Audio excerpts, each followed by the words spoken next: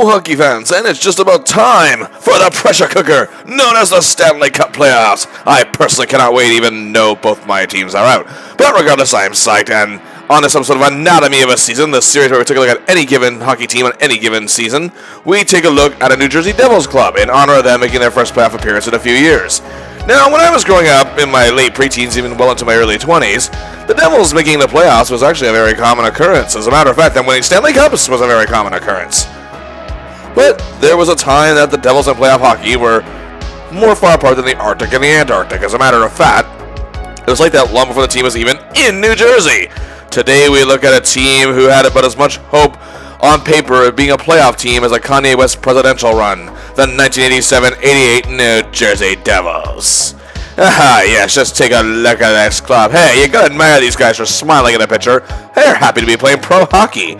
A look on their faces and to say, well, hey, at least we're close to New York. And we still have a lot to do in the springtime, and those Coney Island hot dogs are to die for. But of course, to add context leading up to this season, it's time for a backstory. Indeed, the Devils' history goes all the way back to a different town, Kansas City, in 1974, when the Kansas City Scouts entered the NHL. Yes, Kansas City had a hockey team. And they had good people running this club. What? I'm serious! Anyway, they had Sid Abel, the legendary hockey star and Hall of Famer from the 1940s and 50s with the Detroit Red Wings, who won multiple Stanley Cups, and had success coaching the Red Wings and was their GM. Beck Whitland was the head coach, and he just led the Boston Bruins to the Stanley Cup Finals. And they had second overall draft pick, and they chose pugnacious rookie Will Paymont. He's going to be leading the way. Also, he had Simon Nolet, perennial spring golfer Guy Charon, and Dave Hudson. On defense, Jim McElmurray, Brent Hughes, and Dennis Patterson. You're probably wondering who? In net, Denny Herro, Michel Plessis, and Peter McDuffie. Yes, welcome to expansion in the 1970s. Unlike our old pal Scary Gary, these teams weren't handed the same opportunities. But of course, it didn't take long for Abel to make bonehead moves, which are actually very unlike him, including trading a fellow by the name of Bob Bourne to the Islanders for a guy who would never play a game with the Scouts and another who'd only play 27. Bourne would play 814 games for the Islanders and win 4 Stanley Cups, and proved to be a top-notch playoff performer. Yeah, this is pretty much a beginning of the story of how things will go for this club for the next several years. The Scouts' first season, they won 15 games, but they are, after all, an expansion team. That being said, it's nearly double what the Washington Capitals won that same year. And they were an expansion team as well, of course, but so things are looking up, hey? Boy. The Scouts did have a bona fide star in Paymont, but their season tickets for 1975-76 sold a whopping 2,000 to start the season. But there was an even bigger problem. Owner Edwin Thompson knew nothing about hockey. And I don't mean knew nothing in the sense that Harold Ballard knew nothing. I mean this guy literally knew nothing. At least Ballard made money. The guy was clueless. And poor Sid Abel, to be fair, he does not get a pass here. Still had a good relationship with the Red Wings organization, and they too were struggling, so he was able to make many deals with them, none of them any good. Gwydlin was fired and never coached in the NHL again. The job went to scout Eddie Bush. The Scouts won 12 games all year. And then, other than drafting Paymont, they did the first smart thing they had ever done. Moved to Denver. And indeed, no, we're jumping the gun by many years, almost 20 years as a matter of fact. There we go. Yes. Jack Vickers led an ownership group that purchased this team, and Sid Abel was gone and never took any job in hockey again. And the team's GM was now Myron Miron, I don't know. Montreal Canadiens GM Sam Pollock took one look at this guy, and I guaranteed he said, ooh, new meat. He was a tyrant, whose methods were about as the same as many great GMs, but without any direction or actual goals. He was the GM of the Rockies from 1976 to 81, 5 seasons. It included an overall record of 95 wins, not even 100, 232 losses, and 73 ties. Makes trades that, to sum it up, trading a bag of pucks for an even bigger bag of pucks. Gets played like a fiddle by other GMs, such as Pollock, giving out draft picks. Man, they ate this guy alive. And, however, he did make good draft picks, like Barry Beck. However, he passed up on the likes of Al Secord and Brad Marsh. In 1979, for a little while anyway, he had his head on straight and hired Don Cherry, fresh off his historic tenure in Boston, as his new head coach. They had the first overall pick, Rob Ramich, who is an excellent defenseman, and at the time, that was the best pick to make. However, when you look at the draft with the 2020 hindsight now, the defensemen drafted after were Craig Hartsburg, Ray Bourque, Mike Ramsey, Paul Reinhart, Brad McCrimmon, and Kevin Lowe. As good as Ramage was, I will boldly say all those names were better, especially in the case of Bourque and Lowe, both Hall of Famers. But still, Ramage had a great career. They also picked up Sabres All-Star René Robert, a member of the French Connection line. That's a big move and a good one. He also decided to roll the dice further. He made 2 trades to really shake things up. He traded Barry Beck, actually, one of their top draft picks, to the New York Rangers, for defenseman Mike McEwen, young forward Lucien DeBlois, Pat Hickey, defenseman Dean Turner, and future considerations, which ended up being Bob Crawford. And people applauded Myron, whatever, for this huge move, and it actually was a solid trade on his end. Then he made the biggest blockbuster move in the team's history. He got rid of Hickey, who he just obtained, along with Wilf Paymon, who was, again, the team's biggest star in their short history, and he was still producing very heavily. Pretty much the face of the franchise, sending them to Toronto for defenseman Joel Quenneville, who can give a lot of defensive depth, and Lanny McDonald. This was a huge deal. Lanny was one of the best players in the NHL. Many thought he was, well, Myron, played the Leafs like fools. And while the Rockies fans were sad to see Paymon go, as he was the team's all-time leading scorer, and he gave them something to cheer for in these tough times. Lanny, however, was one of the best all-around dynamic players in the game. Again, big acquisitions, promising young players. Don Cherry as coach. This Rockies team can go places. Well, no. The Rockies won 19 games and missed the playoffs, but hey, Rome wasn't built in a day, and neither is a hockey team, unless you're Gary Bettman handing chances to Vegas. But anyway, Myron is not a patient man. Dom was fired. Yes, fired after one season. I should also mention the Rockies would have had the first-round draft pick in 1980 had Myron not traded it to Sam Pollock and the Habs 4 years ago. Pollock's not even the GM anymore. He undid all the good things he had done by the 1980-81 season because he didn't get instant results. Robert traded for a third-round draft pick, by the way, which was not very good. And all those guys that they traded Barry Beck for played a combined 331 games for the Rockies, were all gone by 1981. Beck alone played 419 games for the Rangers. And okay, yes, they got Chico Resch and Steve Tambellini by giving up McEwen. Look, Resch for at least 5 years was one of the best goalies in professional hockey. So that wasn't a terrible move, but it didn't exactly mean much in the grand scheme of things. And with all due respect to Chico, who's a great goaltender and by all means, from what I've heard, a great man, Myron was finally fired at the end of the 1980-81 season that saw the Rockies win, a franchise record 22 games with head coach Bill McMillan.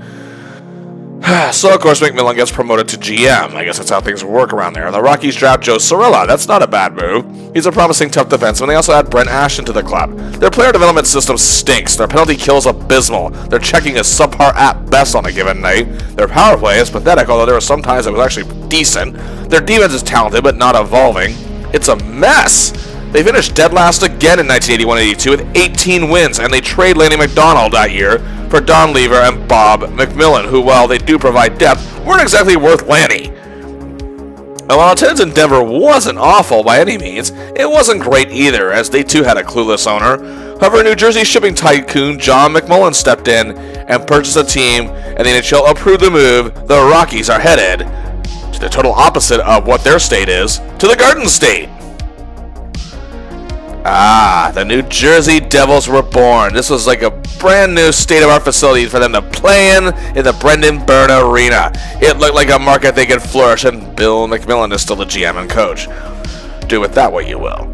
But hey, they were the worst team in the league, so they get the first overall pick. Wait, what? They don't? Oh, yes, because even Bill McMillan was right for the Hickings. In 1981, another veteran GM, Harry Sinden, and the Bruins pretty much played him like a fool. Mind you, the Bruins wasted on Gord Kluzak, and the Devils picked up a man who would play 1,283 games for them, by the name of Ken Danico. Oh, and in the third round, they drafted a little guy who people passed up on because of his lack of size, Pat Verbeek. Okay, we tip our hat to Bill on that one. New city, great marketing campaign, same problems. No depth, no superstar forward, and yes, they traded Rob Ramage. And they had Neil Broughton's younger brother Aaron. Nowhere near as good as Neil, but still much better than Paul. Lever and McMillan, who would combine for 101 points, however, and Lanny that year had nearly 100 in Calgary, including 66 goals. And they also had Steve Larmer's younger brother Jeff. Yeah, no upside there. Steve Tambellini had some depth. Paul Gagne, who had a lot of promise, but his game was not developing. Also Hector Marini, who was well liked by fans, so I guess that means something. Oh, the defense, well, Sorella was good, and they had Finnish import Tepe Levo, or whatever, who has the right tools to be a star. Joel Gwenville was probably their best all-around defenseman, but they had nobody to anchor the power play. And in net, you had, again, great Chico Resch, former All-Star, and Ron Lowe, two seasoned vets, and again, Chico's one of the most beloved figures in NHL history. I can't stress that enough. Loved, again, by all around my teammates and peers, but even Terry Sawchuk in 1952 can't save this bunch. They won 17 games all year. Chico's time with the Rockies/Devils cost him what might have been a Hall of Fame induction, but he loved his time there and loved the fans and the community. Shows what kind of guy he really is. In 1983, they traded Quenneville and Tambellini. They added some grit with Mel Bridgman and a tough defenseman in Phil Russell. Max McNabb took over as general manager, and McMillan somehow was still the coach. He managed the Capitals for 7 seasons and never got them into the playoffs, but was smart at making good draft picks and some decent trades here and there, and in the long haul brought in players that helped shape the Caps into contenders in this era. In 1983, they swapped first-round spots with the New York Islanders, who used that spot to draft Pat LaFontaine. This was, of course, thanks to Bill Torrey again, another great GM. Oh boy, taking advantage of McMillan. But wait, remember how I said they traded Rob Ramage? Well, they got the St. Louis Blues draft pick that year, and they used it to pick John McClain. Well, yippee-ki-yay, mother... This is a good move. But Bill, they passed up on Cam Neely. Well, yes, they passed up on someone, again, a Hall of Famer, but still for someone who would do this team some good in the future. Trust me on that one. The Oshawa native played for his hometown Generals. He had good height and size for someone his age, and could evolve into an all-around presence up front in the pros. During his time in Oshawa, he had 199 points in 163 games, which included his final tenure with the club, which was 30 games in 1983-84, just after he was drafted, with 59 points, nearly 2 points a game. He was also a part of Oshawa's big OHL championship win in 1983 with 38 points in 17 playoff games, which increased his stock at the draft. The Generals went on to the Memorial Cup, where they came up short, but McLean was named to that year's tournament All-Star team. The Devils still sucked royally, however, and while Mel Bridgman proved to be a good acquisition, Pat Verbeek showed he can be a future star perhaps one day. It was the same old story in New Jersey, so much so that after Wayne Gretzky and the Oilers decimated the Devils, he called them that famous quote, a Mickey Mouse club. While saying he felt bad for the likes of Chico and Lowe, the Devils, however, took light of the situation, and fans taunted Gretzky when he visited New Jersey shortly after wearing Mickey Mouse shirts, as well as novelty Mickey Mouse ears, holding up signs depicting Mickey wearing a Devils jersey. And you know what, they actually made a strong effort against the Oilers that night when they visited them, but still couldn't get the win. Once again, the Devils only won 17 games, and once again, they weren't making any real big shakeups, because at this point, nobody wanted to play there, it seemed. GMs felt that they weren't worth making blockbuster deals over, and nobody wanted to listen to McNabb. However, as the 1984 entry draft approached, the Devils were finally about to make a big wave. And again, by the time the 1984 NHL draft rolled around, this franchise had existed for 10 years through 3 different towns, while their Patrick Division rivals, the Washington Capitals, who entered the league the same year, and while it took them a while to get off the starting blocks too, eventually became a playoff club. They were now a winning team. In Kansas City, Denver, or East Rutherford, this team has never had a winning record. They did make the playoffs once in 1978, with all of 19 wins by being the best of the worst, simply because they weren't as shitty as Vancouver was at that time. But they didn't win a single playoff game. They were actually swept out in 2 straight back in the best 2 out of 3 preliminary round. That was the last time, and their franchise record was 22 wins. They made good but not great draft picks, trades that cost them dearly. They had the wrong people running the team. And in the brief period, things like Bright, they panicked and switched gears, and it killed them. Now they have a team full of character players, and they have talent, but no real depth or cohesiveness. McMillan was out as head coach, and Doug Carpenter was the man behind the bench now. Of course, the headlines for the 1984 draft was headlined by one name exclusively, Mario Lemieux. The Devils had the 2nd overall draft pick. It's like dangling that carrot in front of the horse for eternity. And the Penguins, their division rivals, just happened to be one team worse than they were. And the Pens weren't entertaining any deals, and why would they? Lemieux is a one-of-a-kind generational talent, so yes, they took him, as they should, but the Devils literally took the next best guy available. Indeed, the next big prospect behind Lemieux was an intense forward who could power through any given defense by the name of Kirk Muller, a native of Kingston, Ontario, who started his junior career with the Kingston Canadians, but moved on to the Guelph Platters, where he played in 1982-83. He scored 52 goals and 60 assists for 112 points. He only played 49 games in 1983-84, but had 94 points. That was because he was part of the Canadian national team and played in the 1984 Winter Olympics in Sarajevo, where he had a pretty good showing, and so did Canada until they fell apart in the medal round, sadly. Muller, however, was seen as a leader, a hard worker who could do it all at all ends of the ice, and the Devils wanted to build their team around him. The Devils that year also drafted a new goaltender, Craig Billington, and another young goalie, Kirk McLean. Unfortunately, the Devils still sucked, but at least they seem to have something resembling direction. But hey, they tied their franchise record at 22 wins. Muller had a decent rookie year and was 6th in Calder Trophy voting. Mel Bridgman proved to be a good leader and captain, I might add, and young Bruce Driver helped improve their defense somewhat. Guys like Gagner, Solomon, and Ludwig did what they could, but Verbeek had a terrible year. Also, top pick Joe Cirella was an abysmal -45, and Lowe and Resch did all they could in net, but they too were getting older.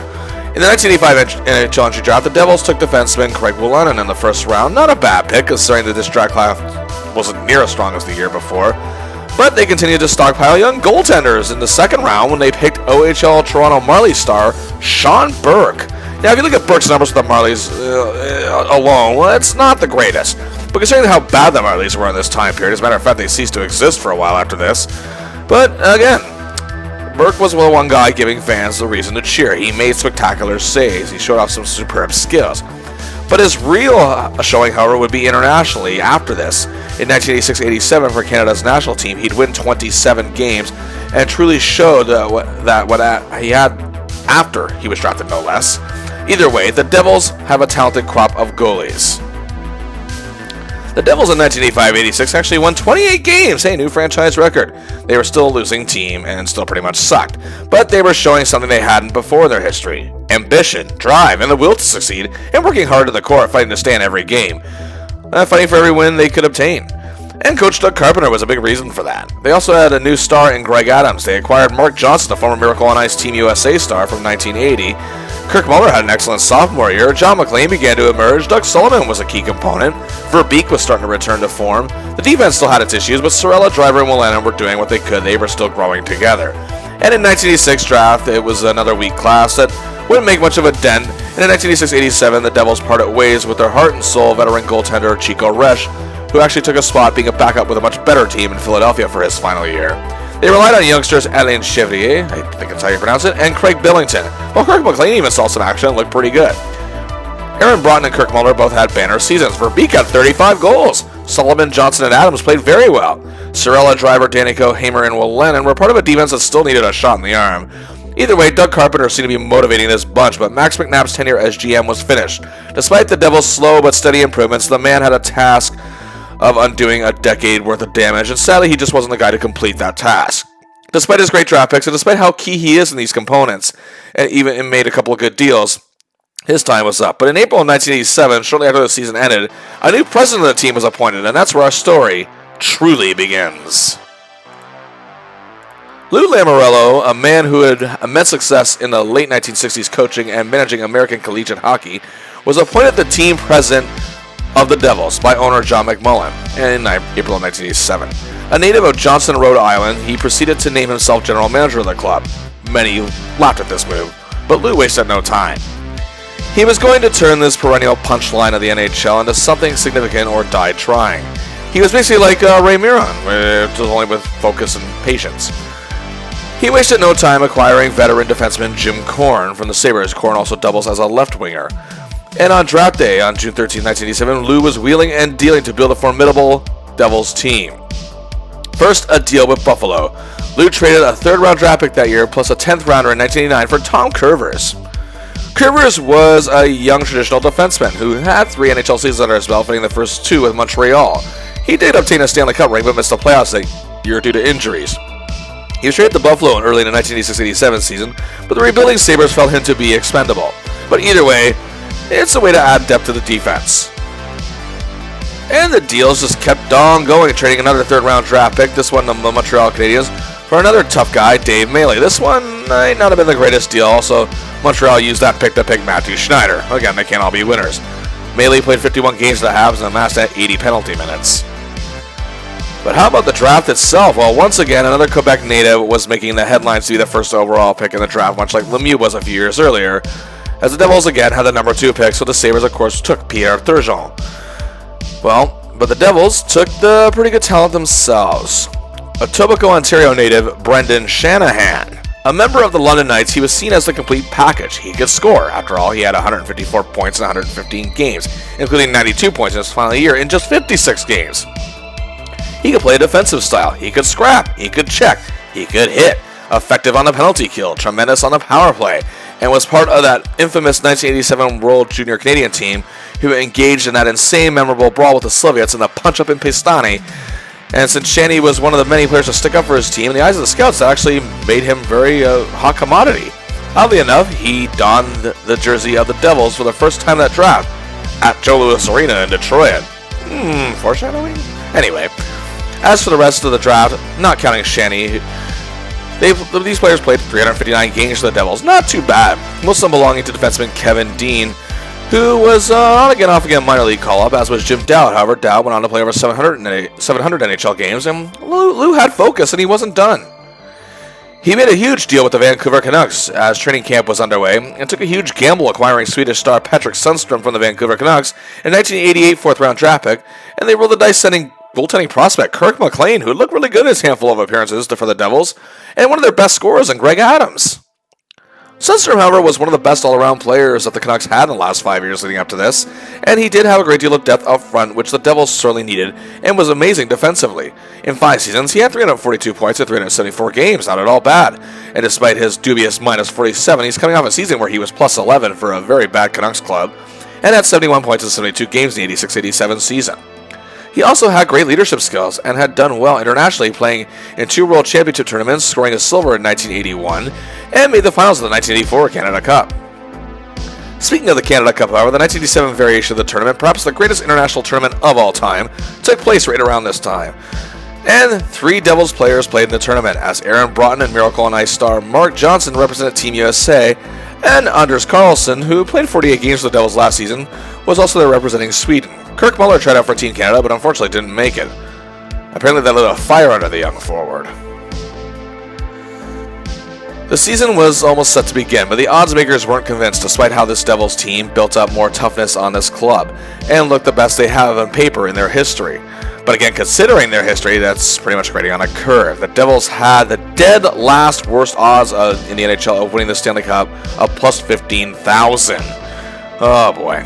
Meaning that the odds makers felt that they, along with the Vancouver Canucks, will be the worst teams in the NHL, and since the divisional realignment began in 1981, in 1982, when it moved from Denver to New Jersey, the Devils went to the Patrick Division, making it the only 16 division in the 21-team NHL.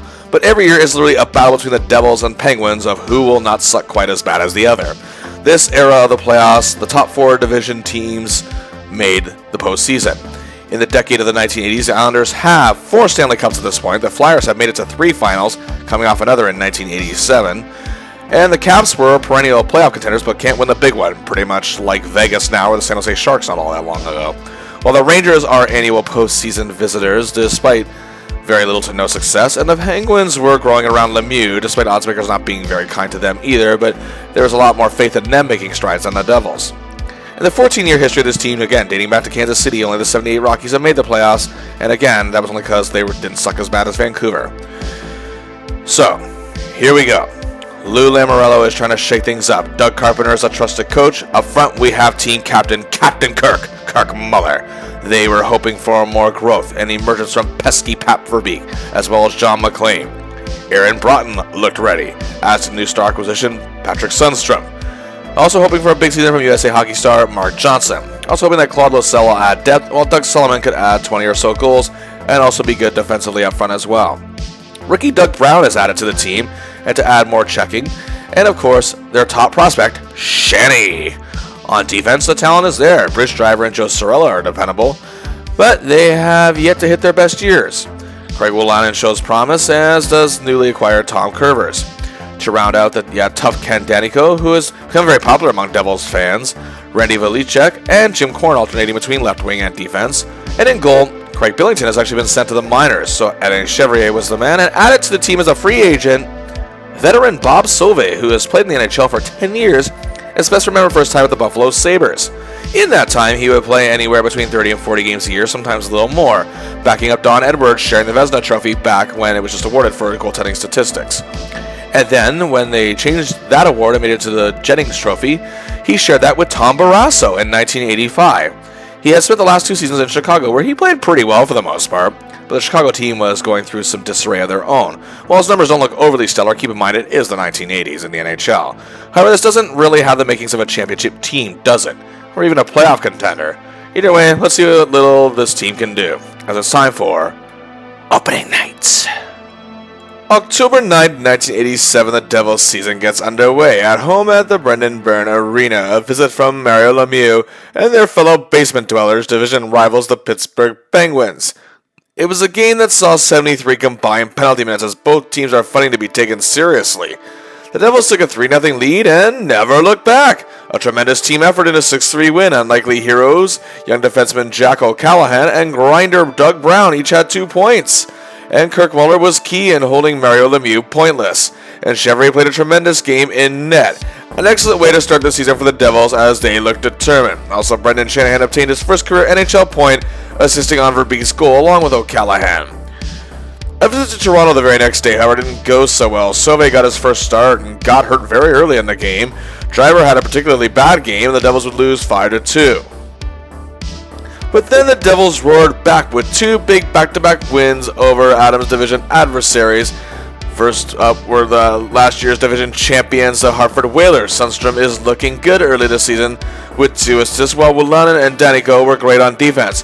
And Chevrolet played a beauty in net, and then a huge 4-3 win against the Habs, thanks to a third-period game-winning goal from Claude Loisel. Also, George McPhee, making his debut as a Devil, one of his few appearances that year, scores 2 big goals, while rookie Shanny and defenseman Jim Corrin each have 2 assists. However, their visit to Hartford wasn't successful. The Devils went down 3-0 just 10 minutes in, but the Devils fought hard for a comeback, and Pat Verbeek scored his second goal of the game on a beautiful feed from Kirk Muller. The tie with just 40 seconds left in regulation, but they would drop a heartbreaking 4-3 overtime loss. There was a big 4 games coming up, all against division rivals, and this was going to be their biggest test so far. First up, a road game in Pittsburgh, and a fight-filled, thrilling back-and-forth outing that totaled 150 penalty minutes, and the game went back and forth, 2-1 Pens, 3-2 Devils, 4-2 Devils, and tied 4-4 in the third. Doug Brown's power play marker, however, from Driver and Brickley ends up being the game winner, and a 5-4 win for our heroes. And what an epic game from Driver, Muller, and Verbeek. A goal, 2 assists for 3 points each.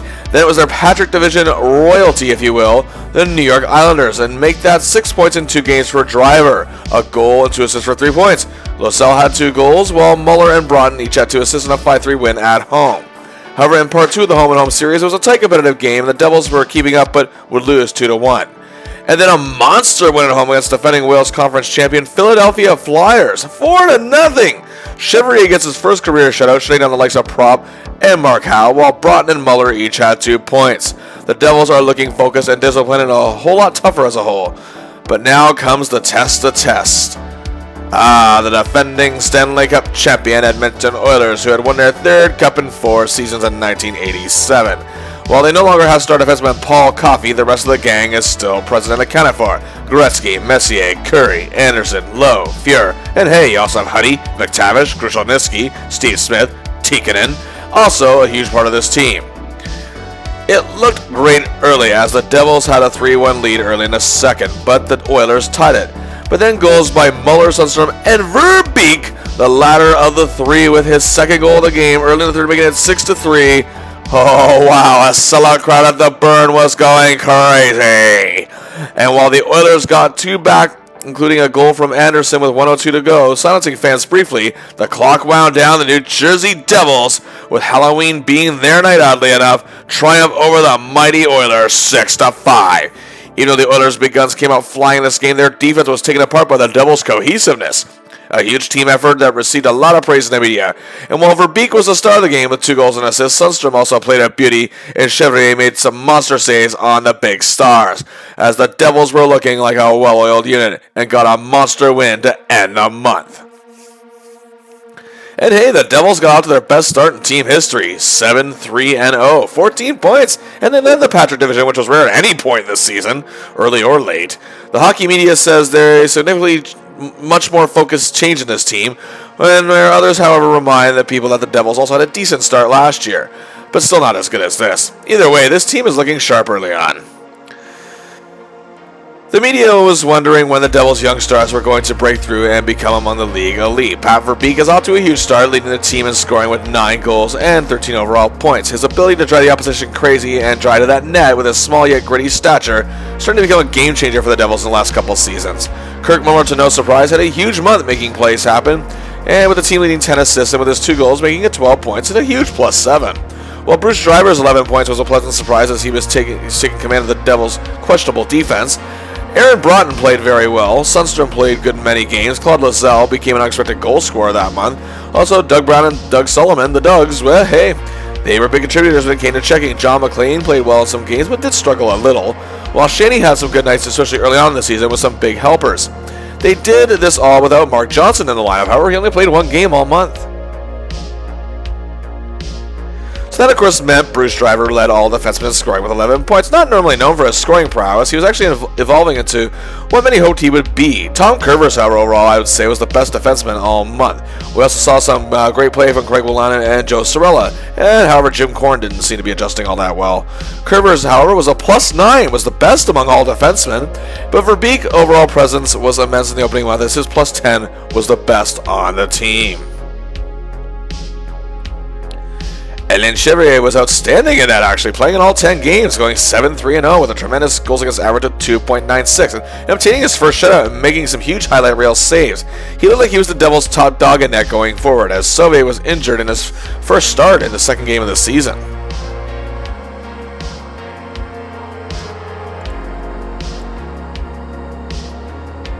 Unfortunately, November didn't start well for the Devils. A brutal 6-3 loss to New York Islanders, despite some good games from Sorella and Driver and a big 3-point night from Sundstrom. Chevrier had a rough night and had to be pulled from the game, and the recently reactivated Bob Sauvé returned to action for the first time in a month. But then the Devils went on a roll, a 5-game unbeaten streak. First, a 5-3 win over a disappointing Blues club. Verbeek has 2 goals, Broughton has 3 assists, and Sauvé gets the win in his first complete game of the year. They followed that with a huge 4-1 win over their division rivals, the Washington Capitals at home, which saw Mark Johnson return to action with a vengeance with a goal and an assist, as Sauvé plays very well in net, while Muller and Verbeek also have 2 points. A huge team effort against the Flyers. It was a 3-3 tie, and all goals in the game came in the first period. Sadly, the Devils let their 2-goal lead slip, but Chevrier and Hextall put on a show in net for their respective teams. Next up, after that, a huge team effort again, triumphing over another division rival, the Rangers, 3-2, and scoring the first goal of his career, which proved to be the game winner, no less, Brendan Shanahan. And then in a 1-1 tie with the Winnipeg Jets, Sauvé shined a net again with 34 saves, as the Devils were looking like a real deal. Unfortunately, their hot streak came to a screeching halt, even though they had a 4-1 lead at home against the Red Wings, where Muller had 2 goals and an assist for 3 points. The Devils fell apart and would lose at home 6-4. However, they didn't waste any time bouncing back in a game against their frustrated division rivals, the Philadelphia Flyers, who are off to one of their worst starts in franchise history. It was a game that amassed 60 minutes of penalties, and down 3-2 in the third period, Lazelle tied it early on a power play, and with 2:56 to play, Driver and Muller set up Verbeek on another power play for the big game winner. They then followed that with a huge 5-2 win at home over Denis Savard, Steve Larmer, Doug Wilson, and the Chicago Blackhawks. Chevrier again was superb in net, and Solomon had 2 goals. Jim Corn played his best game of the year so far, and Ken Danico was outstanding with a +3. Willanen and Maley each had 2 points, as the defense was doing the best they could, as they were missing Curvers for the past several games. The Devils then played a very competitive outing with the powerful Habs. However, Montreal's defense was a bit too much for them to handle. Despite a good show in net from Sauvé, they would lose 2-1 on the road, but still looking competitive in the defeat. But then, oh yikes! The Devils get dehorned big time here by a very stacked Calgary Flames club, 9-2. By the second period, the Devils were decimated so bad, the actual Devil would actually take pity upon them and send them to heaven out of mercy. Young Brendan Shanahan was particularly taken apart by this Flames team, as were Valichek, Gordon, Mark, and Perry Anderson. Goaltenders Chevrier and Sauvé were lit up more than Charlie Sheen at an all-you-can-drink buffet. The Devils had spent years being dominated by other clubs, but it was actually the first time so far this season they'd been defeated this badly, and some naysayers were quick to say, "Same old Devils." And it wasn't about to get any easier. The Devils made a road trip to Edmonton. It was a rough game that saw a combined 56 minutes of penalties. And again, this was no longer the Mickey Mouse team that was once dubbed by the Great One. The game was back and forth. 1-0 Devils, 3-1 Oilers, and then tied 3-3. And that was just the first period. Midway through the second, it was 6-3 Oilers, and Sauvé's night was done. The Devils closed the gap to 6-5, but trailed 7-5 after 40 minutes. Time was winding down. The Oilers ran a power play, and it looked bleak until Joe Cirella cleared the puck, sending Broughton in all alone, and he scores on Fuhrer with 7:07 to play. Hey, there's still hope. And with 3:16 to play, son, Broughton to Willan and to Captain Kirk. The game is tied. Could they do it? The Devils have never beaten the Oilers twice in one season since the move to New Jersey. Also, since the move, they have never won in Edmonton. The game goes to overtime, and 13 seconds in, the top line off the opening draw. Muller to Verbeek to Broughton, who gets the OT winner. The Devils do the unthinkable and shut up the naysayers and shock the Oilers once again. And what a night for Aaron Broughton. 2 key goals, including the OT winner. A 5-point night with those 3 assists. The best game of his career at this point. Verbeek and Muller are outstanding with 3 points each, as that top line combined for 11. Solomon had 2 goals. Sundstrom had 2 assists. And O'Callaghan is proving to be a big surprise for the Devils on defense. This was another emphatic statement. Sadly, however, they would finish the Western Road swing with 2 more games, and one of them was a 4-2 loss against the Canucks, where Chevrolet was bombarded. They then went into LA to face the young Kings team. Luke Robitaille, Steve Duchesne, and Jimmy Carson. Well, they skated to a 2-2 tie with this club. The Devils went 6-5-3 in November for 15 points. Not too bad at all. Despite suffering more losses than the prior month, including some devastating outings, mainly the thrashing at the hands of Calgary, the fact that they've beaten Edmonton twice this season made big headlines in the hockey media in the Northeast, and in such epic fashion to boot. Either way, the Devils are staying the course, and while they do slip to second, they are only 2 points behind first place Islanders, and nobody would have guessed the Flyers would be tied for dead last with the Rangers. The Patrick division had a big shakeup early in the season, and it was making things exciting. The Devils' top line was on fire. Broughton, Muller, and Verbeek, the former 2 of the 3, led the team in points all month with 16 each, and playing some of the best hockey of their respective careers. The same can be said for Verbeek, again, who finished 3rd with 14 points, but led the team in goals with 8 that month. Critics, pundits, and analysts were waiting for these 3 to truly hit their stride, as they were evolving quite nicely, despite some setbacks.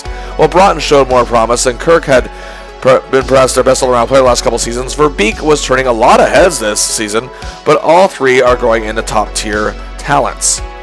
Also, Sundstrom had another excellent month, as did Solomon. John McLean was again providing a lot in terms of overall depth, while LaSalle continued to excel, and Doug Brown, easy for me to say, played tremendously too. Rookie Shanahan was still trying to find his footing in some ways. Broughton also led the entire team with a +8 during the month of November, as his presence on the ice was becoming a bigger factor in a positive way than it has in his whole career, almost like brother Neil. On the defensive side of things, Joe Cirella led the way with 10 assists for 10 points. Cirella, the former top prospect, was looking like the defenseman he was touted to be. He now had a bit more of a talented team behind him and wasn't, putting up those abysmal stats. And he and Bruce Driver were likely becoming the force that they had yet to be in their careers. Also, both Craig Willanen and Ken Danico were playing excellently on the blue line, and Jack O'Callaghan again was a big surprise, as he and the others had to step up in a huge way, with Curvers missing most of the month. As for their goaltending, however, Chevrier and Sauvé's goals against averages were far worse this month. They still came up big in many games, especially Chevrier, while veteran Sauvé showed he still had a lot left in his tank. But is this Devils team finally the real deal?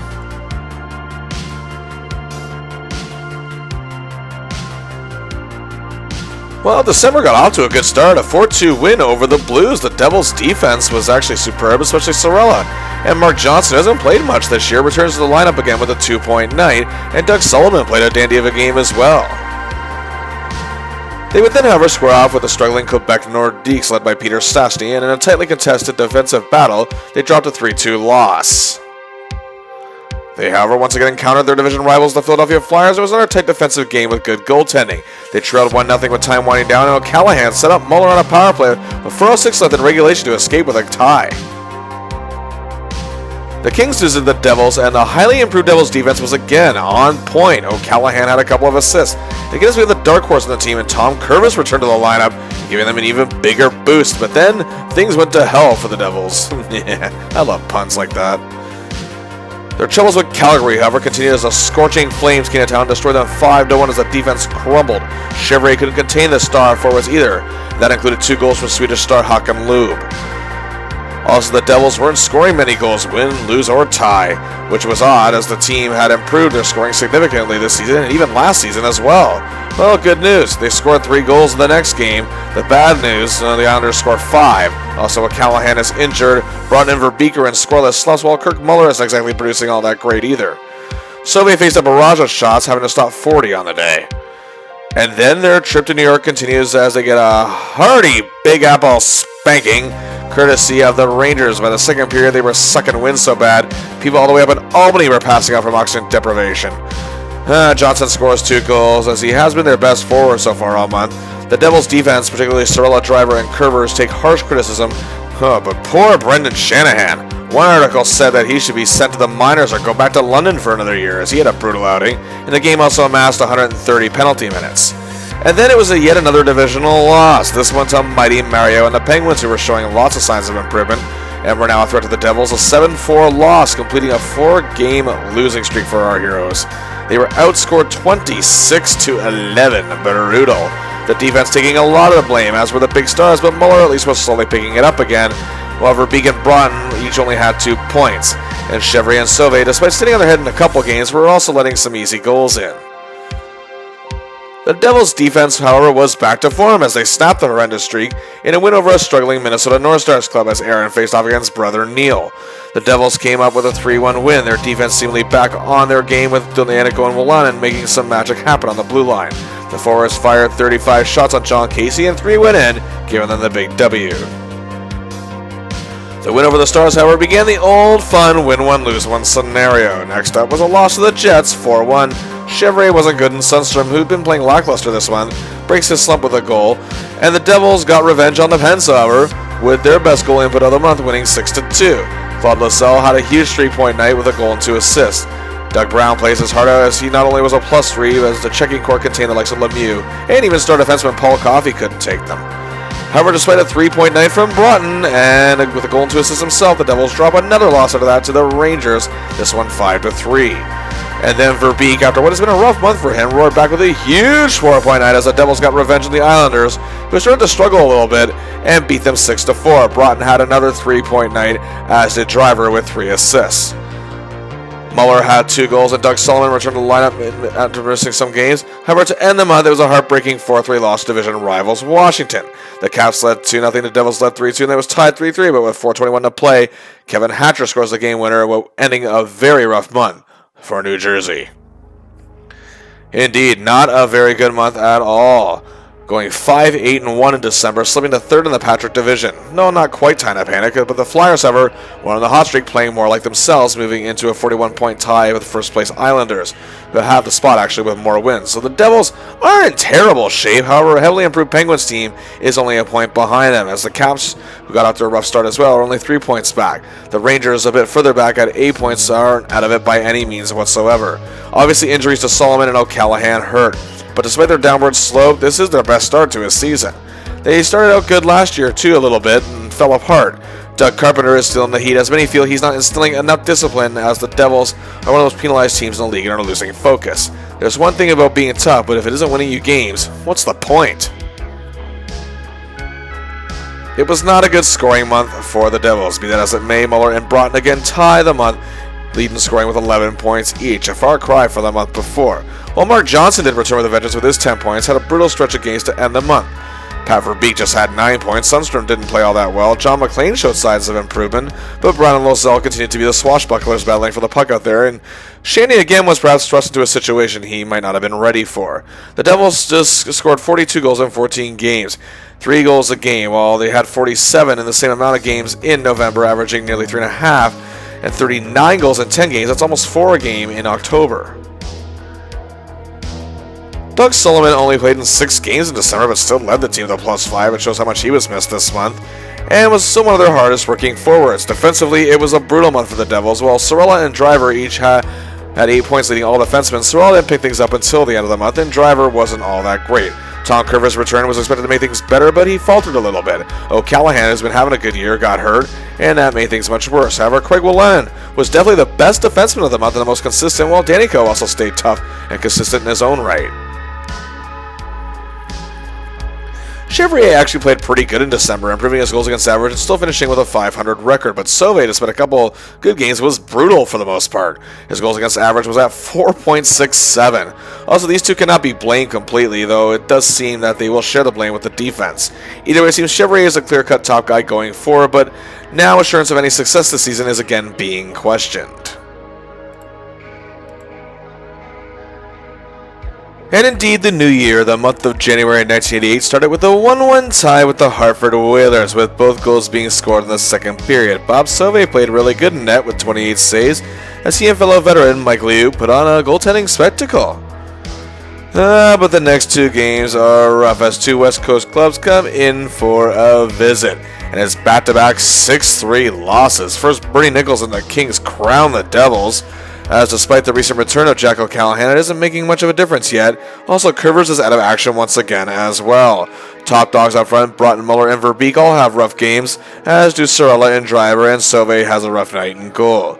The next game, Kirk Muller, however, despite playing a beautiful game with his second career hat-trick accounting for all 3 Devils goals, but they lose to the lowly Canucks, again 6-3. The Devils are in danger of slipping below 500 as their winless streak that began in late December has now reached 4 games, as rumors abound that Coach Carpenter and GM Lou Lamoriello are not on the same page.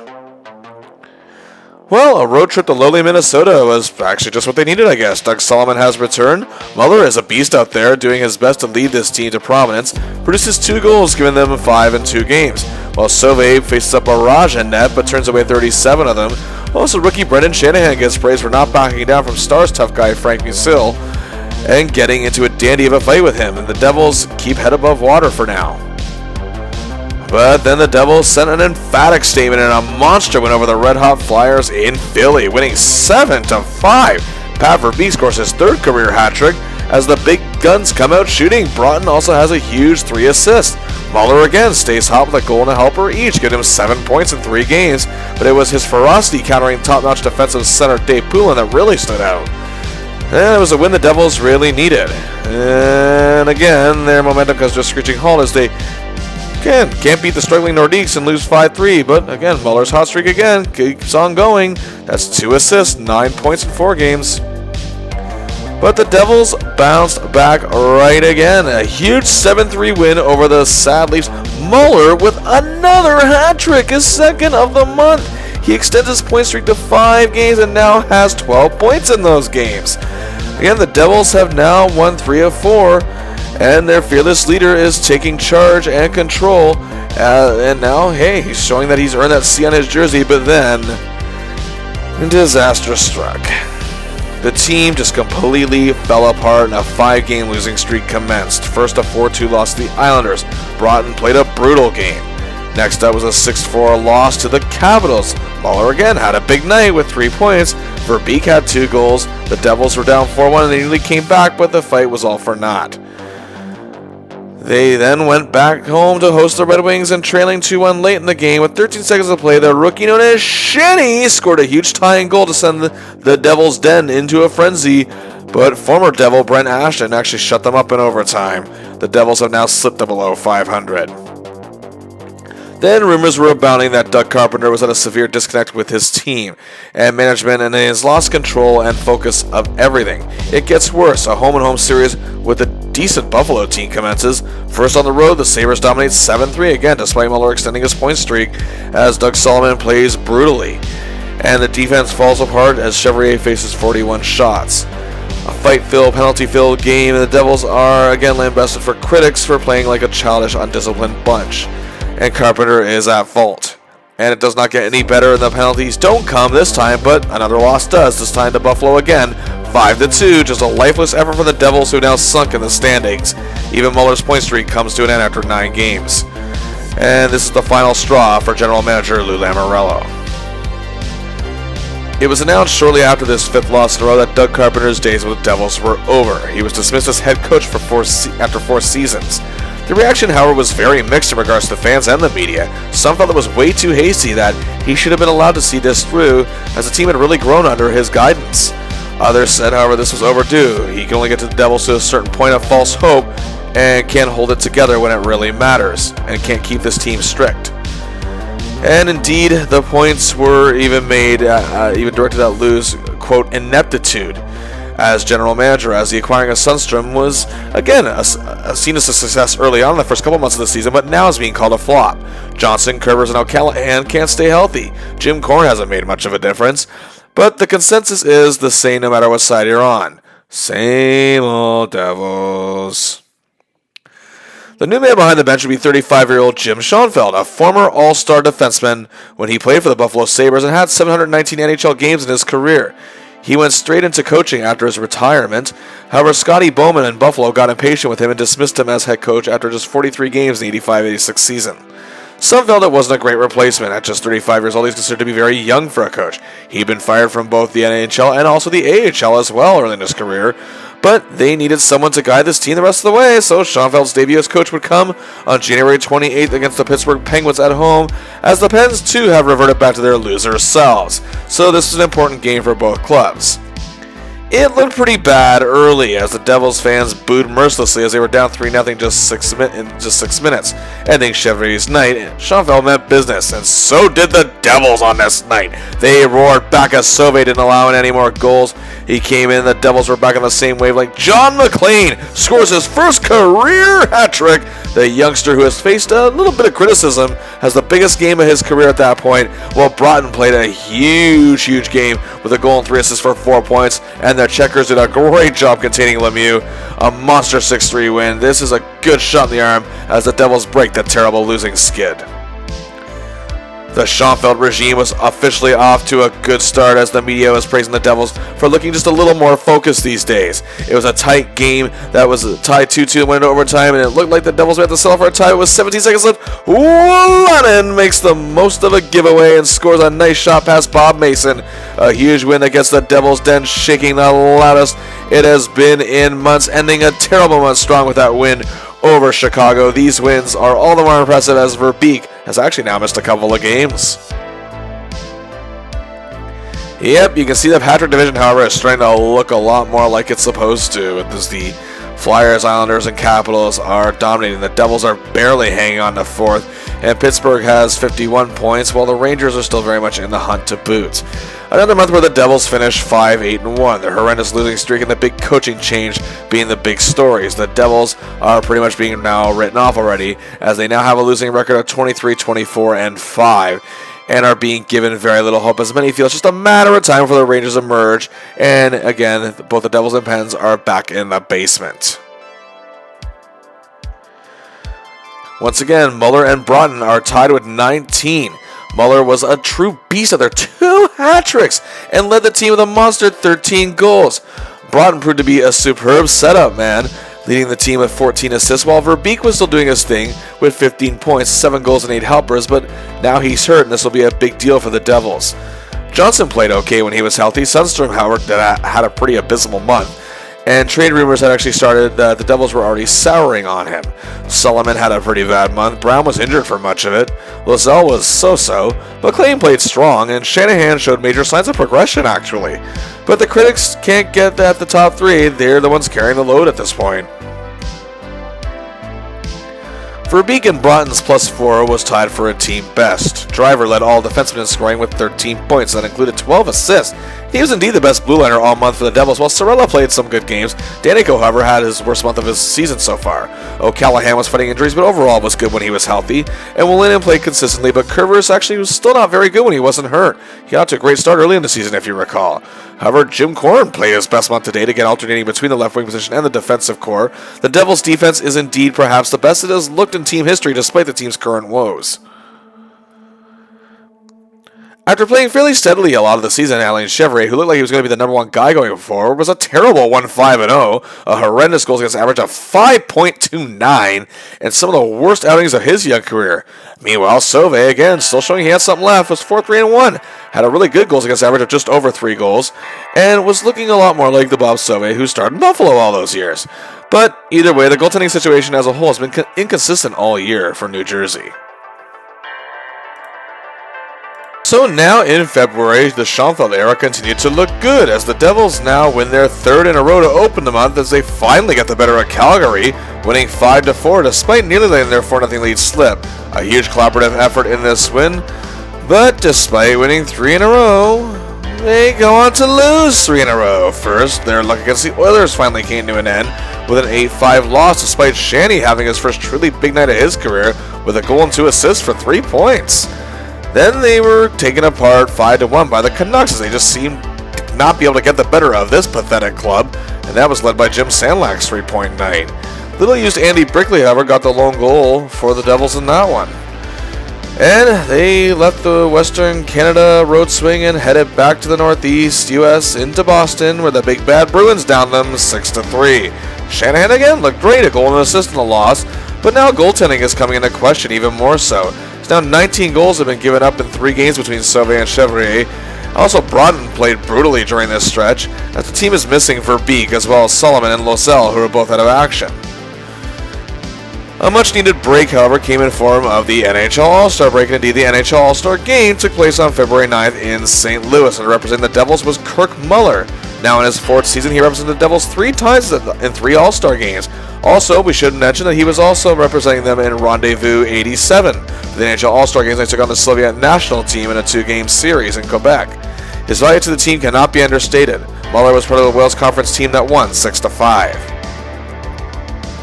The little break, however, did the Devils some good. They obtained a huge 4-2 win at home against the Montreal Canadiens as Patrick Waugh and the high-powered Habs couldn't handle them. Sauvé was amazing in net.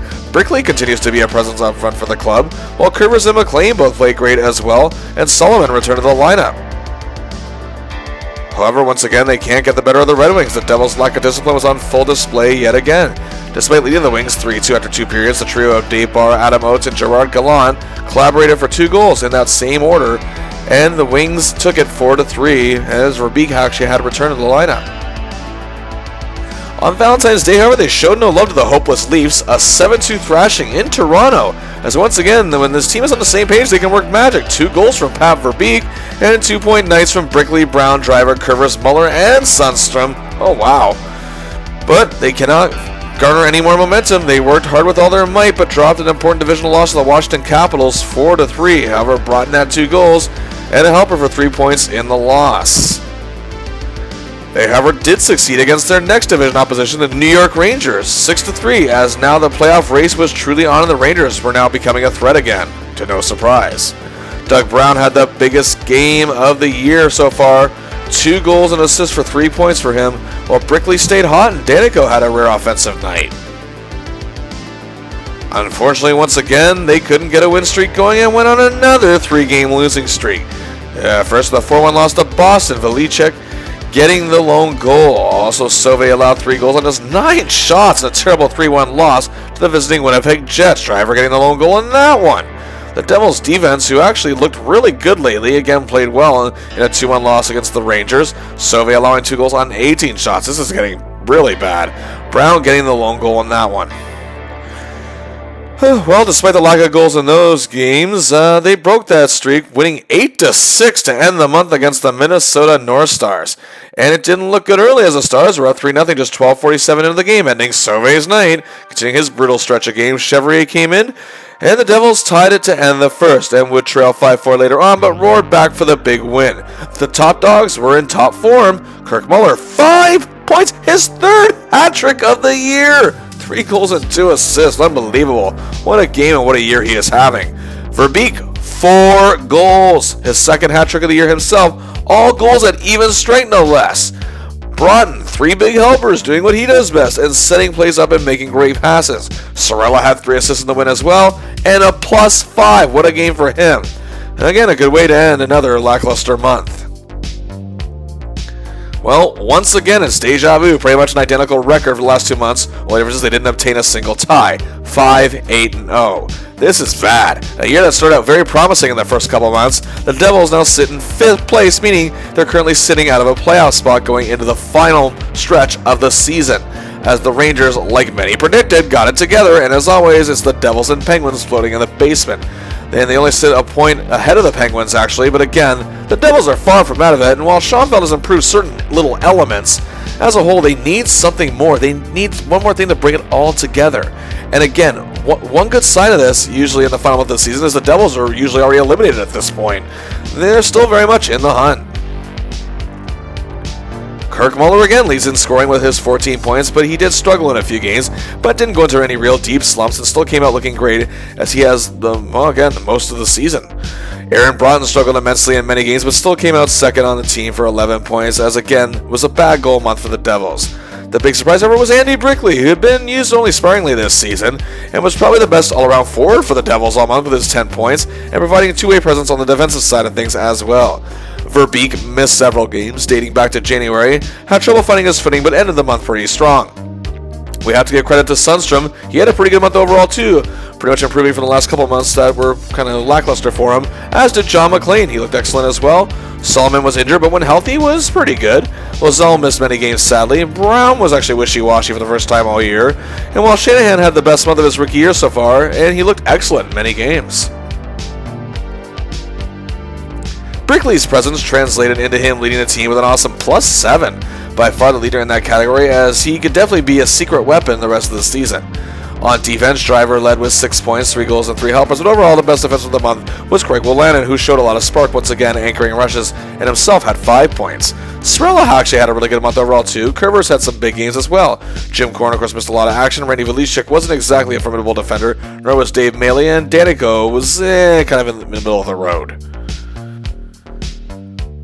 Once again, the goaltenders had some good games, but overall were inconsistent. In Chevrolet's few appearances, he was not all that great despite garnering 2 wins, and under terrible goals against average over 5. And while Sauve had a really solid January, he didn't look very good this month, as his goals against average was now close to 4, and he was 3-6. And the goaltending was becoming an issue for Schoenfeld, and perhaps they need to do something about that. And indeed they do. They activated top prospect Sean Burke, who is coming off of playing goal for Team Canada in the 1988 Winter Olympics in Calgary. Despite Canada not garnering a medal, many across the country seem to agree that Burke was a superb goaltender, and, well, just fresh off it, is now a member of the active Devils roster. So, we head into March and a couple of games in April. 15 games in total to go, sitting 5th place currently out of a playoff spot, but just 1 point out. The last place Penguins have only 2 points back of them, meaning they're still contenders. Either way, the big guns have to deliver. The defense has to stay cohesive and healthy. The goaltenders need to be consistent. So here we go. And it starts off not good at all. With a home-and-home series with division rival Washington. First, it's a 5-3 loss. Muller has a rough day. And then at home is a brutal 6-1 loss. Brickley, McLean, and Sundstrom are terrible. Lennon has been brutal in both of these games. However, after Alan Chivre's night ended after 40 minutes in the second game, Sean Burke came into the game facing his first NHL action. He faced 6 shots, but he allowed 2 goals. The Devils are in deep trouble as they begin to sink to dead last. And it looks even bleaker as they have to deal with the Boston Bruins on the road. And rookie Sean Burke is getting his first start, and it's not going well. The Devils trail 3-1 in the first period, however they fought to tie 4-4 in the second. But the Bruins took a 6-5 lead late in the third period, but with 1:53 to play, Broughton to Verbeek to O'Callaghan. We're going to overtime. Just 47 seconds in. Sundstrom to McLean to Brickley. Game over. The Devils get a huge win. 2 goals each from Brickley and O'Callaghan. 2-point games from Sundstrom, Verbeek, Broughton, and Wolanin. And Sean Burke gets his first career win, even if it wasn't his great game. But this definitely gives the Devils momentum.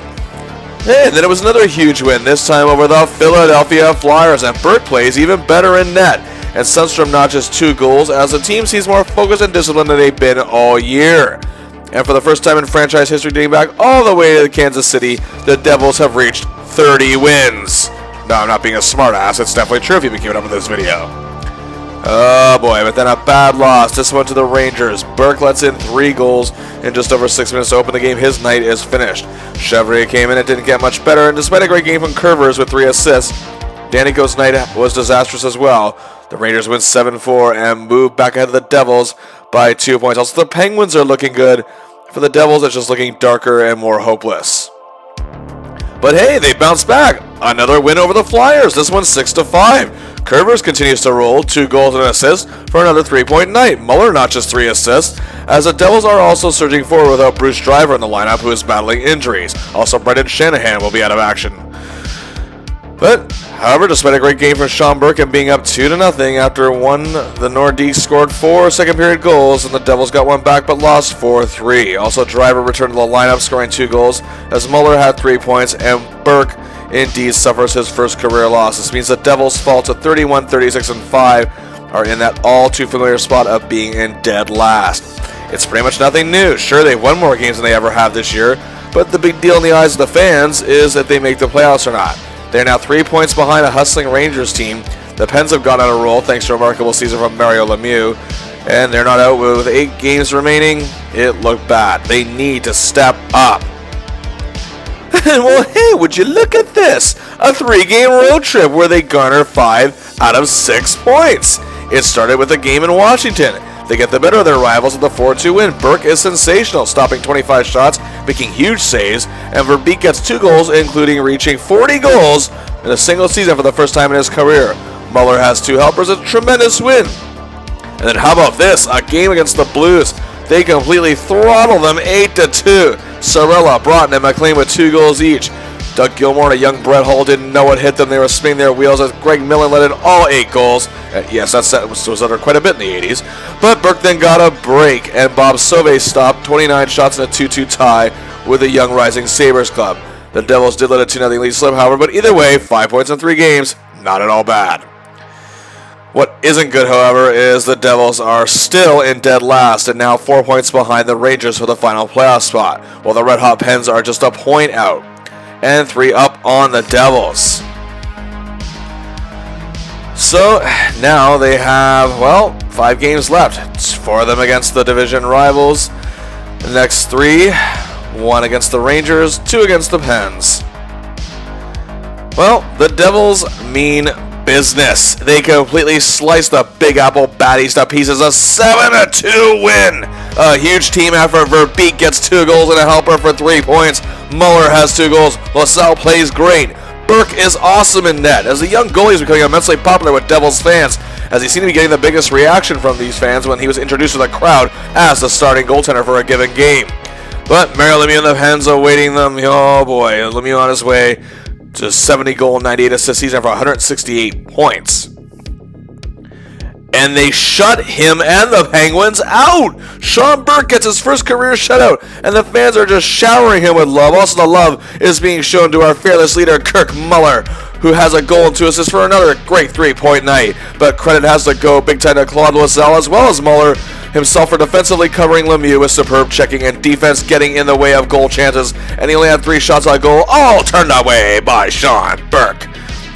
However, the next game, they weren't able to hold Lemieux off the score sheet because he assisted on both Penguins' goals as the Devils won 7-2. Their focus has been uncanny and it's showing. Tom Curvers is playing the best hockey of his career. 3 assists on the night. McLean and Sullivan each with 2 goals. 2-point nights also for Broughton, Driver, and Verbeek. Again, Loiselle is on Lemieux more than his own shadow. So that's 3 straight games against the 2 teams ahead of them, and a clean sweep of all 3. The Devils, in addition to winning 3 in a row, are unbeaten in 6 games. Their best hot streak of the season. Schoenfeld's coaching also deserves a lot of credit. Say what you want about him, but everything is working. Everyone is working together. And look at this. The Devils are now just 1 point out of a spot, each team with 2 games left, and it's wide open. As again, only 2 spots have been clinched in the Patrick division. The Flyers are struggling, their spot could very well be taken. So these lower tier teams are all playoff contenders, although due to possible amount of wins, the Pens can only catch the 4th spot. But the usually predestined nature of the Patrick division could be shaken up in a huge way. You know, the Devils' 2-game playoff history that was 10 years ago in Denver, and well, the Rangers, however, haven't missed the playoffs since 1977. The Penguins haven't made the playoffs since 1982, as Lemieux has yet to play a postseason game despite being one of the best in the league.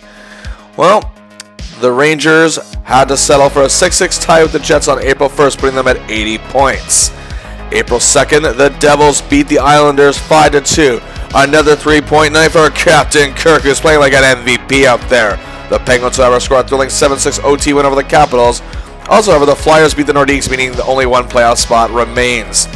And these 3 teams can still grab it. 1 game to go for each of them.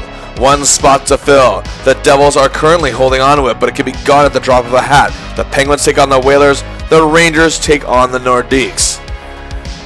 Standing in the Devils' way is the Chicago Blackhawks, who are 30-41-9 for 69 points, but clinched a playoff berth in a weak Norris division. But again, they can play spoiler. Savard, Larmer, Thomas, Vive, Dwayne Sutter, they had talent. They also had a rookie goaltender as well, starting there for them in net, Darren Pang. It was also the added pressure of being on the road. The Devils needed everything, and they had to deliver. It's simple. Win, and you're in. The results of the other 2 games won't matter if they can just get the W. The Devils have already achieved a great deal. They're going to finish with a 500 or above record for the first time in their history. They will not be a losing team. But that won't be enough. They worked too hard for this moment. Okay, so here we go. First period, the Devils are putting their pressure on Panger, but he's turning everything away, while the Devils' blue line and Burke are keeping Chicago at bay. It's scoreless after 1. And the pressure on the Hawks pays off in the second period as Ken Danigo scores another rare goal, his 5th of the year, and Muller sees him at the right spot. The Devils strike first. However, just 2:47 later, Hawks superstar Denny Savard scores a great individual effort, and then 35 seconds after that, Dirk Graham scores, and just like that, it's 2-1 Chicago. But on the power play with 8 seconds left in the period, Driver to Wolanin to Verbeek. It's a goal, 2-2 after 2. The intensity is heating up. Fans back in the Garden State watching on their TVs in the living room, while the fans at work tuned in closely on their radios are waiting with bated breath. But midway through the third, Troy Murray scores for the Hawks. A sense of heartbreak falls over fans in East Rutherford and beyond. But, like they have all season, the Devils don't give up. 2:30 later, it's Sundstrom to Johnson to McLean. It's tied with nearly 8 minutes to play. And indeed, the Rangers and Penguins have now won their games. However, that means the Rangers sit at 82 points, the Pens have 81. Pittsburgh's dreams of a postseason have ended. The Devils need a win. But the clock counts down to 0 and we're off to overtime. A tie will not do it. A tie means the Rangers take the final spot. I can only imagine how Devils fans must have felt at this moment. They have 5 extra minutes to finally send their team to the postseason. With every passing second, the tension grew. But then, well, you know what? I'll let the legendary Gary Thorne take it away. Linesman conferring with Fraser. Larmer will take it for Chicago. Even up 5-on-5 now. Murray cleared it around the boards. Stepping up, Mark Johnson trying to keep it in. He and Larmer are tied up. Patrick Sundstrom moving in. 3:09 left to go. This would be icing. It's not going to roll far enough. It'll have to be waved off. Danico will be back to get it. The tie will do nothing for the Devils. They've got to play to win. McLean off the board. Sundstrom. He's alone. Sundstrom. Murray on him. Shot. That was deflected. Went off the skate of Bob Murray, the defenseman. Flipped up by Chicago. Not out. Kept in by McLean. Good job. McLean centered Sundstrom. Sundstrom back to the point. Joe Cirella. Cirella got in. Cirella takes a shot. Saved by Pang. Rebound. Oh! They did it! They did it! The Devils make the playoffs for the first time in their history. John McLean, the overtime goal. And they win it 4-3. 2:21 in. John McLean, who scored that big tying goal, is an even bigger hero And the goal that forever cemented his iconic status in New Jersey is scored in overtime. And for the first time since 1978, for the first time since they moved to the Garden State in 1982, the New Jersey Devils are no longer a punchline. They're no longer a joke. They are now headed to the playoffs. And they did so in the most epic, dramatic fashion possible. The welcome home they got back from the airport in New Jersey. Oh my God, as they got off the plane, it was a sense of pride that guys I'd never felt before. They were finally seen as winners. It took focus, discipline, working together as a team, and the unlikely heroics of an unheralded rookie netminder to finally get the Devils to glory. 10 wins, 4 losses, 1 tie through March and 2 games in April. A complete tear where this team looked the best they ever had in their history. On 8-game unbeaten streak to end the season and clinching the playoff berth in the very final game. Schoenfeld's methods, again seeming unorthodox, seemed to work. The big guns delivered, the checkers stepped up, the defense was truly rowing the boat together. And Sean Burke, oh well, what more can you say? The Devils' hard work paid off. And like I said, bottom line, the big guns needed to deliver, and they did. Kirk Muller, once again, leading the way with an incredible 22 points in 15 games. 6 goals, 6 assists, 22 points, and a +8. Muller is the only player all season to be in the top 3 scorers with every month. And is it any surprise Pat Verbeek is leader in goals this month? 10 goals, and add that with 7 helpers for 17 points, as he and Aaron Broughton tied for second in the month, each scoring 17 points. Broughton had 5 goals and 12 assists for those 17 points. They were tested. They've had some flying colors in the clutch. Sundstrom got off to a rough start in March, but he really picked things up as the Devils went on a hot streak, proving he really was worth the acquisition, as did McLean, and of course the conquering hero sending Devils to the playoffs.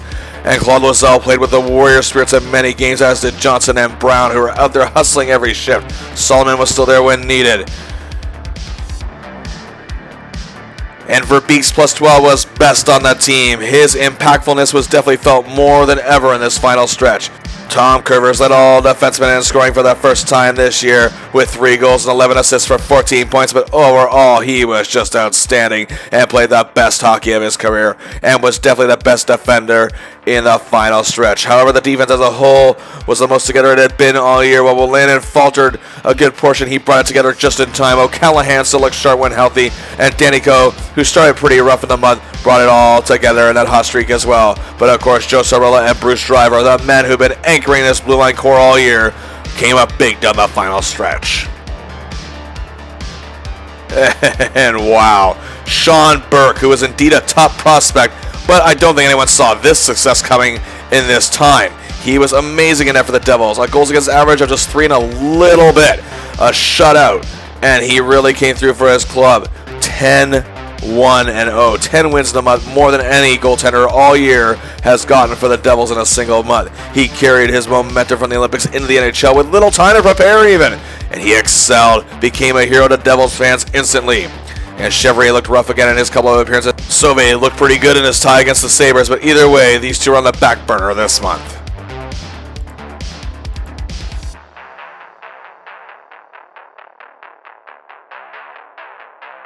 Now let's look at the final numbers of the year. The Devils had already improved on many things the year prior, but enhanced it a bit more. Their power play was 9th the year prior to 21 teams, and only made a slight dip to 10th and was still pretty strong for the most part. However, their penalty kill had been abysmal for several years, and despite still only being mediocre at best, it did improve slightly thanks to the play of forwards such as Claude Loiselle. Even their goal input was pretty much equal to the year prior. They scored 295 goals, which was 2 more than they had last year. And you can see the slight difference. But the most significant difference, and likely what got them this far more than anything, is their goals against. Just 296, 11th least in the league. And while not outstanding, certainly really good and a lot better than they've been giving up the most amount of goals in the league the year prior. And again, if the Devils were going to have any success this year, it was going to depend on these 3 forwards. And they were still young, hungry, determined, and evolving. And at last, the Devils' development system seemed to be working.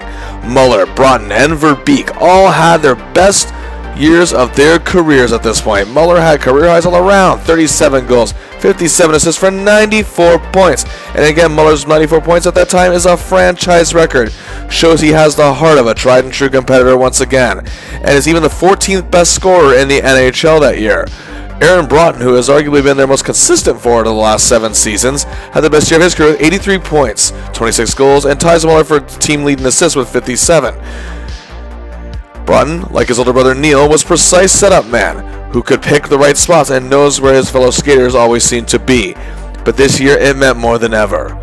And of course, Pat Verbeek, who was almost being deemed a hit-or-miss prospect, really came alive with a career-high 46 goals. You have to believe if he wasn't injured in those group of games, he might have reached 50. He led the team in goals and added 31 helpers for 77 points. What a year for these three. Also, new acquisition Patrick Sundstrom, who was rough in the middle of the season, had a great start and a great finish. He did come up big in many key games. John McClain showed that he was not a draft bust like some were writing him off to be.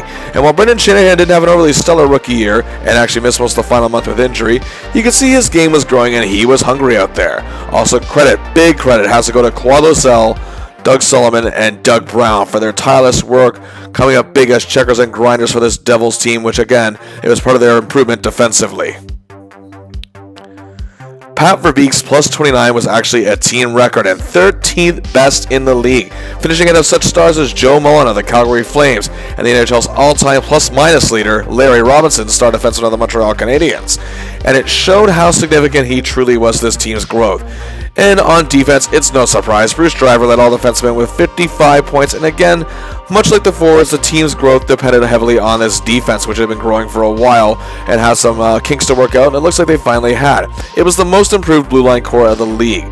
Driver was great and had a career year, but Joe Cirella, who joined the team in Denver in 1981, had been a long-suffering member of that blue line, took abuse year after year, really shined through this team, had the best year of his career, and these two deserve a large portion of the credit. But Ken Danico also had a really good year and added a lot of toughness. He continued to grow as a defender, while Greg Wolanin probably had the biggest turnaround of the whole core. New additions such as Tom Curvers and Jack O'Callahan played well despite their injury issues, and then in case of Curvers, he was sensational down that final stretch to make the playoffs. Valichek had his struggles, but also played some good games. Jim Korn, well, he didn't seem to be all that great of an addition. Going into the season, goaltending was the big question, but who would have guessed that Sean Burke, again, fresh out the Olympics, in his first NHL season, proved to be the missing ingredient to get the Devils into the playoffs, and the fans were loving this new net-minding sensation. Veteran Bob Sauvé and Alain Chevrier were never consistent, but did play some big games. But as you can see, their numbers are par for the course of the 80s and are middle-of-the-road goaltenders. Sauvé's 3.57 isn't the worst. Chevrier's 3.78, however, isn't that stellar. Their save percentage also isn't anything to celebrate. Either way, the Devils seem to have their guy going forward, and it's Sean Burke. Fact is, Burke played better in 1 month than these two did all year. And finally, awards season. Would you look at this? Something the Devils weren't exactly used to excelling at. And both Kirk Muller and Sean Burke each notched a vote for the Hart Trophy as league MVP, as Muller was at last recognized as a pillar of the Devils, and major reason, maybe even the top reason why they are where they are. But then again, Sean Burke's immediate impact was highlighted. Also, Mark Johnson was on the ballot for the Lady Byng Trophy, coming in 21st. As for the Calder Trophy for the league's top rookie, Doug Brown got a fair bit of votes, coming in 6th, but Burke only got 1 vote? Oh yeah, he was definitely screwed on that one. And as for the Selke Award for the league's top defensive forward, Kirk Muller was in contention, and so was Sundstrom for his contributions, and Claude Lozelle, who in my opinion deserved much more votes than he got. Well, that does it for part 1 of our look at the 1987-88 New Jersey Devils. And for part 2, we get ready as the Devils can finally say, it's playoff time! Like, share the video, subscribe to the channel. Until next time, I'll see ya!